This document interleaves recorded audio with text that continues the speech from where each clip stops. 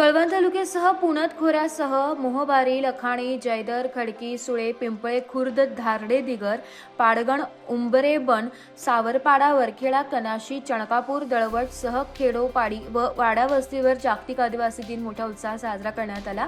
तालुक्यातील विविध भागातून आलेल्या आदिवासी बांधवांनी एकत्रित येत ध्वजारोहण करून 9 ऑगस्ट जागतिक आदिवासी दिन व क्रांती दिन साजरा करण्यात आला आहे। आदिवासी क्रांतिकारकांच्या प्रतिमेचे पूजन करून पुष्पहार अर्पण करून हुतात्म्यांना मानवंदना देत अभिवादन करण्यात आलं व त्यांच्या आठवणींना उजाळा देत उपस्थित मान्यवरांनी आपले मनोगत व्यक्त केले।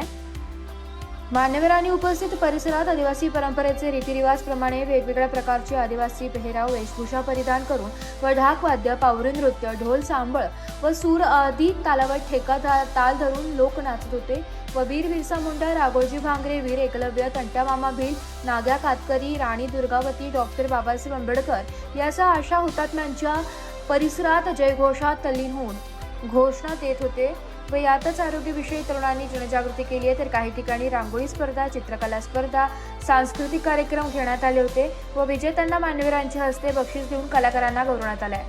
त्यातच देखील वृक्षवल्ली अम्हा सोयरे वनचरे हा तुकाराम महाराजांचा संदेश जपत पर्यावरण संतुलनासाठी वृक्षारोपण व वृक्षसंवर्धन हा जीवनाचा अविभाज्य घटक असल्याचे, पृथ्वी जल जंगल वाचवायचे आहे हे ठरवून पर्यावरण रक्षणासाठी वृक्षारोपण व वृक्षसंवर्धन हा सामाजिक जीवनाचा अविभाज्य घटक बनवण्यासाठी तालुक्यातील खेडोपाडी आदिवासी दिनाचे औचित्य साधून गावाच्या परिसरात व डोंगरावर विविध वृक्षांचे झाडे लावण्यात आले।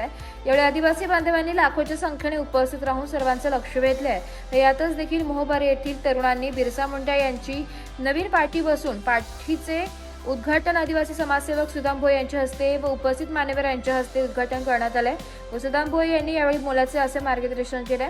जागतिक आदिवासी दिन मोठ्या उत्साहात साजरा करण्यात आला। नाशिक लोकशाही न्यूज साठी उपसंपादक बाजीराव नाना खेरनारसह प्रतिनिधी शाहू चव्हाण, नाशिक।